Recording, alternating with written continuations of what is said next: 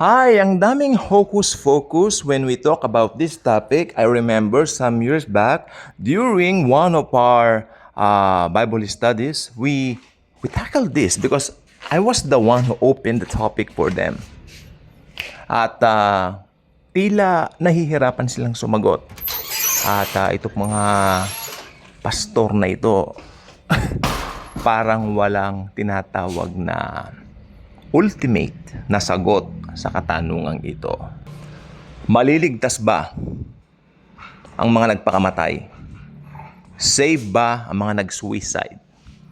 Well, sa unang bagsak ng tanong, tila mahirap.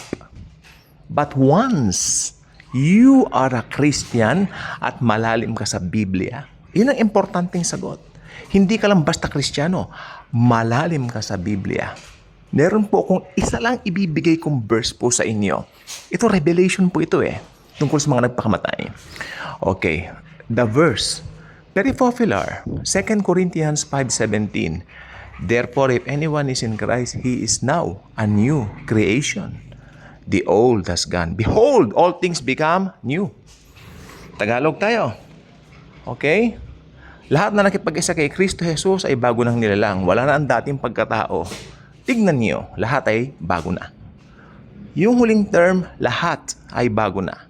Ito po ay napakalalim. See, ang mga carnal minds, mostly applicable to those unbelievers. But once we got born again, we got saved, hindi naman tayo agad magiging mature sa faith. That's why meron pa rin tayong carnality.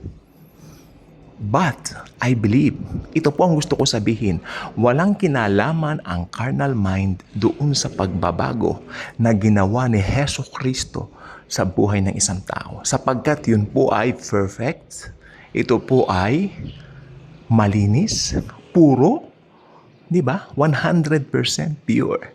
Buhay ng Diyos, Zoe life, ibinihis sa atin. Yan ang righteousness natin. Ibinigay lamang sa atin. Makinig pong mabuti.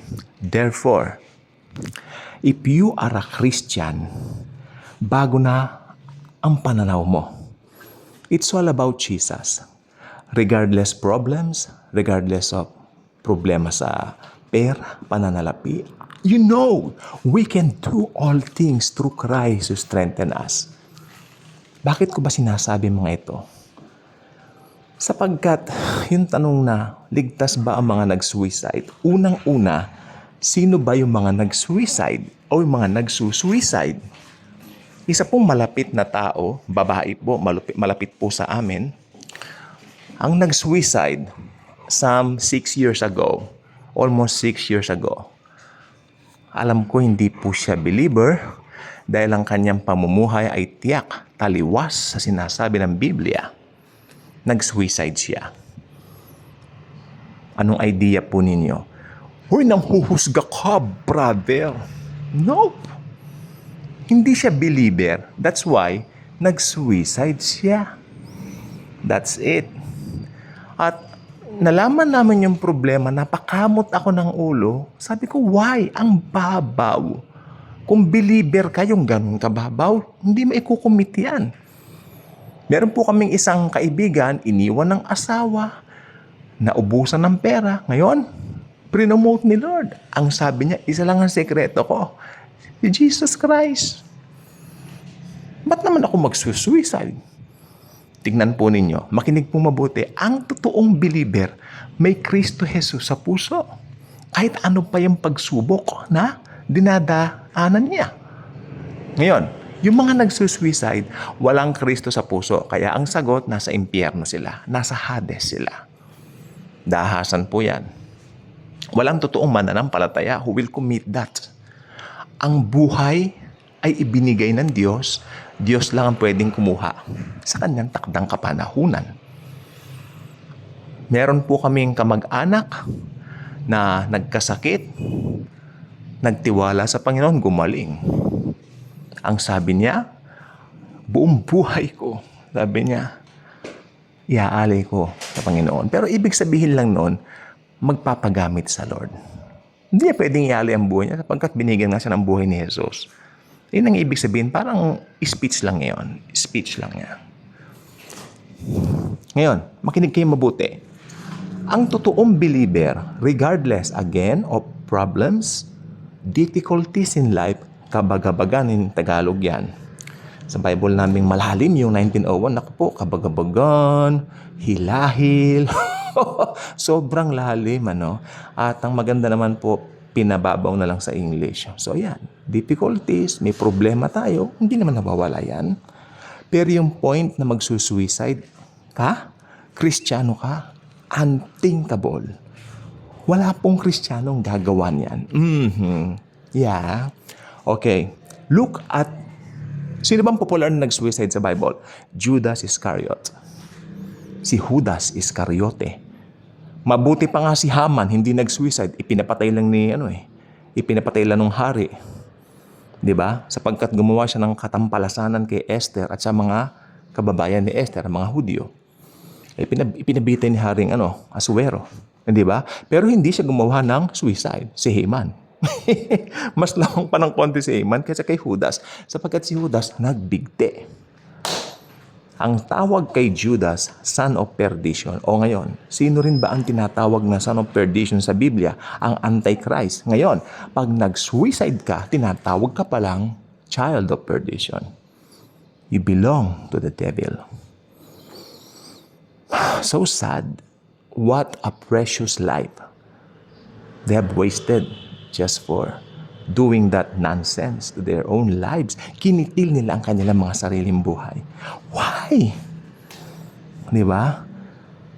Alam nyo, sa buong buhay ko, lahat ng mga na balitaan ko nag-suicide, mga unbelievers. Maniwala kayo sa akin. Ngayon, eto na, may issue. May issue po. Sabi, may nabalitaan daw sila somewhere sa isang probinsya. At nakalimutan ko na yung probinsya Pag-usapan na naman namin. Isang kapatid sa Panginoon, may nag-suicide na anak ng pastor. Sabi niya, anak daw ng pastor. Sumagot naman ako, bakit ko mo anak ng pastor? Save na ba? Ligtas ba yon? Tandaan mo, ang pagiging ligtas, individual decision yan. Hindi ko mo anak ka ng mga naglilingkod sa Diyos, ay ligtas ka na. Hindi yan reliyon. Ito ay relasyon. Personal relationship with God through the Lord Jesus Christ, His Son. Ganun po kasimple. Naliwanagan yung nagsabi, ay oo nga no. So it means hindi ligtas yung nag-suicide na bata. Hindi. Ako, 15 years old, nag-suicide. Love life yata or I don't know. Lalaki. Anak ng pastor. Yaon. Ha? Kaahasan to. Walang mag-suicide na anak ng Diyos. Regardless of difficulties, pains in life, love life. Nako, napakababaw na dahilan yan. Yun po yung sinasabi kong love life ang pinag-suicide nung kakilala namin 6 years ago. Kamot ako, walang katorya-torya. Walang kakwenta-kwentang dahilan para kitilin ang buhay niya. Hanggang ngayon, nanggagalaiti ako, Lord, anong klaseng ginawa ng Diablo sa taong yan? Why she committed it? Diba? Then, dumating yung answer, unbeliever. Okay. The case is settled. Unbeliever ang mga nagsusuicide. Hindi mga anak ng Diyos. Kaya tayo po mga anak ng Diyos, kailangan po tayo ng mundo. Huwag tayong mag-isolate ng sarili natin. We have to go out and share the good news. Hindi mo alam. Alam niyo po ba yung mga nagsusuicide na marami ngayon ng mga kabataan? Alam natin mga wala kay Kristo ang mga yan. Sapagkat ang paggising pala ng mga yan, laging cellphone ang hawak.